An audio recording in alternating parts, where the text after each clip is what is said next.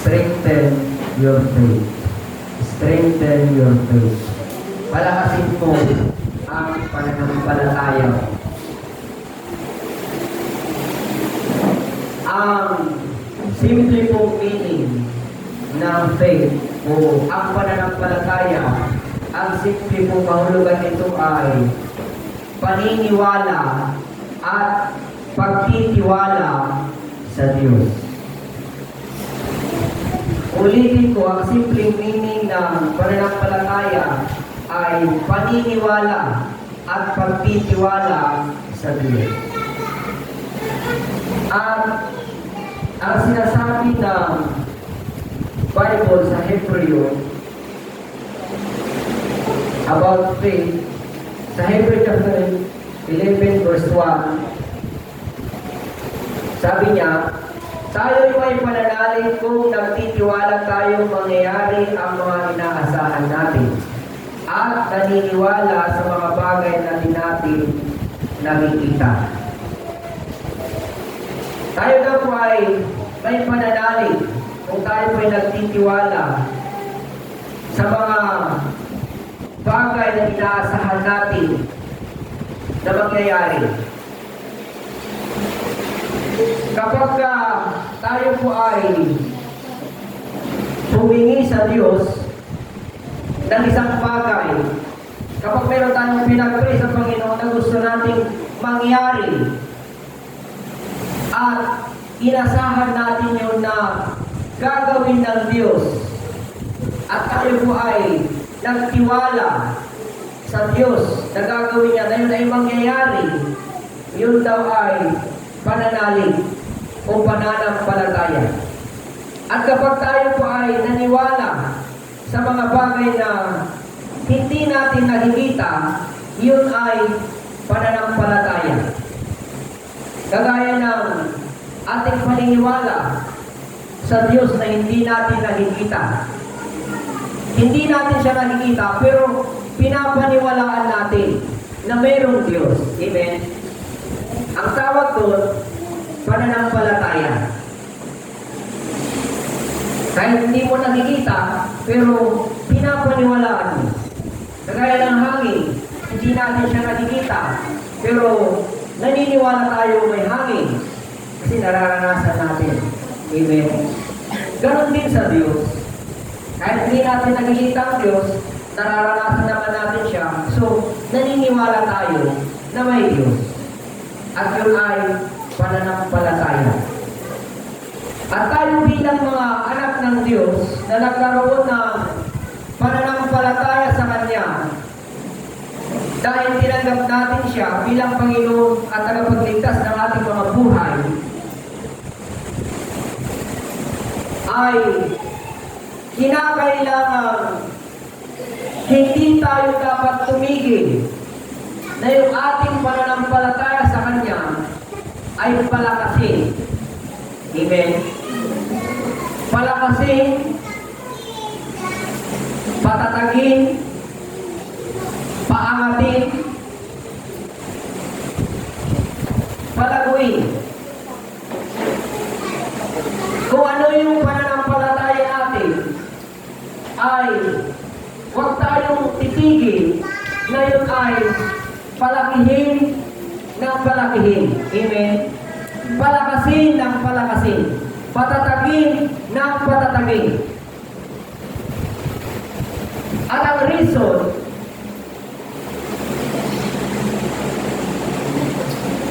ang dahilan ay una, because faith keeps our salvation. Ang pananampalataya ay pinapanatili niya yung ating kaligtasan. At alam naman natin mga kapatid na tayo po ay naligtas sa pamamagitan ng pananampalataya. Sa Ephesians chapter 2 verse 8 to 9, dahil sa kagandaang loob ng Diyos ay naligtas kayo sa pamamagitan ng pananalig kay Kristo. At ang kaligtasan ito'y kaloob ng Diyos, hindi mula sa inyo. Hindi ito dahil sa inyong mga gawa, Kaya walang dapat ipagmalaki ang sino man. Napakaliwanag mga kapatid na ang kaligtasan ay natamo natin, sumaatin sa pamamagitan ng pananampalataya.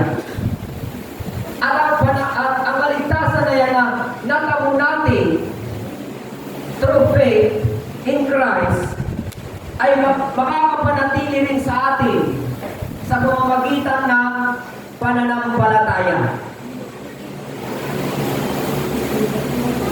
Hindi po mawawala ang kaligtasan na tinanggap natin. Hindi po mananakaw ng dyablo ng sino man. Hindi po maaagaw nino man. Hanggat ang pananampalataya ay nananatili sa atin. Hindi po nawawala yung ating kaligtasan. Pero kapag nawala yung ating pananampalataya, yung ating kaligtasan, mawawala. Dahil ang ating kaligtasan, mga kapatid, ay nakadepende sa ating pananampalataya sa Diyos. If you lose your faith, you lose your salvation.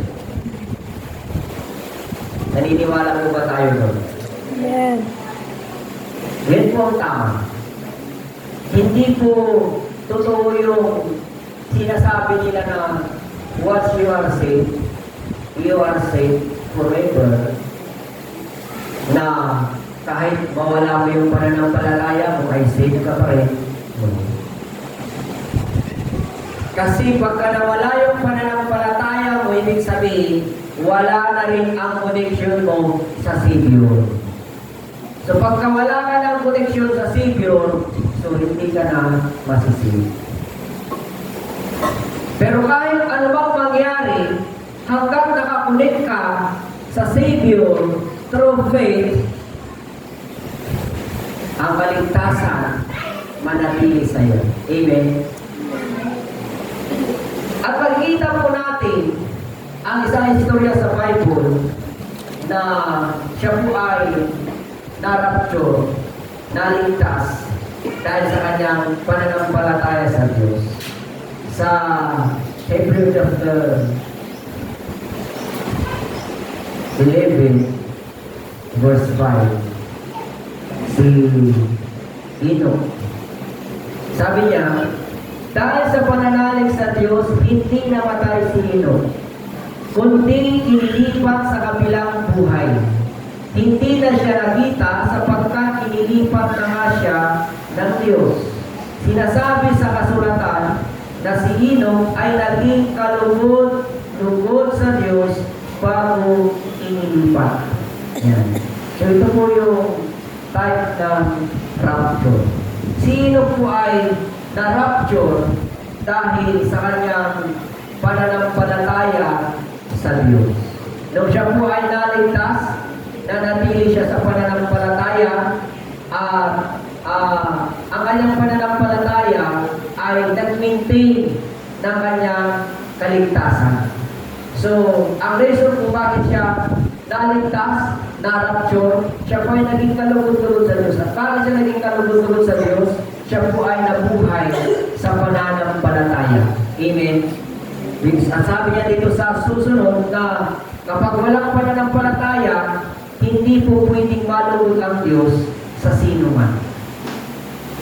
Malulugod lang po ang Diyos sa atin kung tayo po ay nabubuhay sa pananampalataya. Kaya yan po ang dahilan kung bakit napakahalaga na palakasin po natin yung ating pananampalataya sa Diyos. Amen? Sapagkat ang pananampalataya nagpapanatili po sa ating kaligtasan upang hindi natin siya mawala. At alam naman po natin mga kapatid na ang kaligtasan, ito po ay napakahalaga. Sobrang napakahalaga ang kaligtasan. Mula noon hanggang ngayon, At kung pwede po natin sabihin na mas lalo ngayon sapagkat malapit na dumating ang Panginoong Kristo. Salvation is very important. Napakahalaga. At kung bakit natin sinasabing napakahalaga, sapagkat maunawaan natin na sobrang napakahalaga dahil ang Diyos mismo ay pinahalagahan niya. Binigay niya yung napakahalaga sa kanya. Nakaisa-isa niyang anak kapalit ng ating kaligtasan.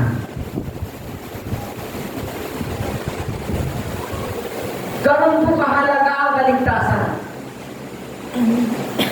Sa mata ng Diyos, mas mahalaga ang kaligtasan natin kaysa yung kapakanan ng kanyang pusong na anak. Amen. At makikita po natin sa Luke chapter 9 verse 25. At sinasabi niya doon na anong halaga sa buhay ng isang tao na makamtan niya ang buong sanlibutan. Kung ang katumbas naman nun ay ang kanyang buhay. Anong silbi na makukuha ng isang tao ang buong sanlibutan? Ang buong mundo. Kung ang katumbas naman nun, ang kapalit ay yung kanyang buhay. Yung kanyang kaluluwa ay mapahamak sa impyerno. Anong halaga ito? Wala. So, ibig sabihin, mas mahalaga yung tayo po ay maligtas kaysa yung makuha natin lahat ang kayamanan sa mundong ito. Amen? Amen. Kaya dapat ang asamin po natin sa mga panahon ito ay yung mapanatili po natin yung ating kaligtasan. Na anumang oras na dadating ang ating Panginoon Kristo, nasisiguro natin na tayo ay maliligtas.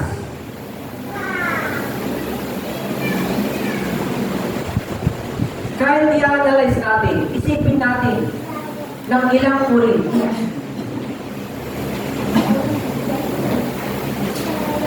Anong halaga ng mga bagay na pinapangarap natin sa mundong ito? Na makuha, makamit, kung ang kapalit naman ay yung pagkawala ng ating kaligtasan. Wala.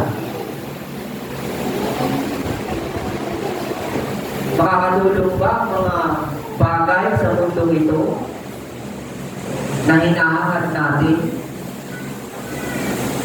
para tayo ay maligtas?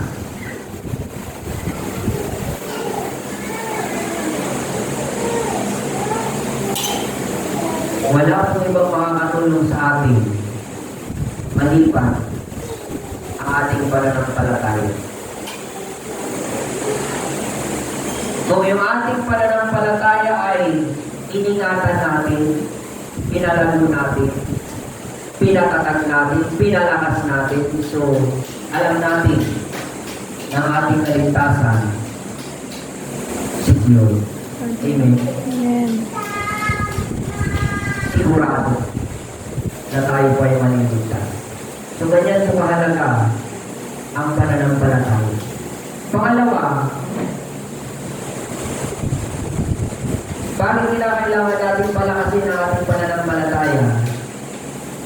Because faith gives us ability to obey God's command.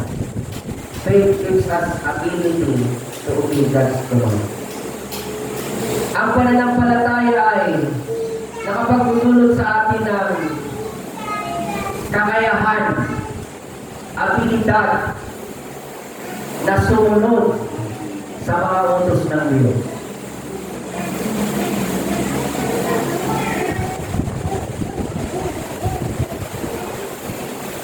Hindi man natin sinasadya na hindi susunod sa Diyos. Kung yung ating pananampalataya ay mahina, mahihirapan tayong sumunod sa Diyos, mga kapatid. Dapat maintindihan natin ito. Kahit nandoon yung desire natin, kahit nandiyan na yung hangad natin na sumunod at sumunod sa Diyos, na kahit gaano kabigat, kahirap yung pinapagawa niya, yung mga utos niya, ay nandun yung desire natin na sumunod. Pero kung yung pananampalataya natin ay mahina, yun ang reason na hindi tayo nakakasunod. Example po natin, si Abraham. Sa Genesis chapter 22, si Abraham ay hindi po mahina ang kanyang pananampalataya. Malakas. Matatag. Amen. Kaya, makikita po natin at talagang kahanga-hanga siya. Noong pong nabasa ko ito kagabi, ay mas lalo akong humanga. Yung espiritu talaga humanga sa kanya. Sa kanyang pananampalataya. Dahil matindi yung kanyang pagsunod sa Panginoon. Alam naman po natin na yung hiningi ng Diyos sa kanya, yung iniutos ng Diyos sa kanya, ay hindi po basta-basta. Kaisa-isa niyang anak, at anak pa niya sa kanilang katandaan, anak nila ni Sarah, bunga nila sa panahon sila'y matanda na. Kumbaga, yun na yung pinakahuling anak nila na pinigay ng Diyos sa kanila. At hiningi pa ng Diyos na ialay niya si Isa sa bundok ng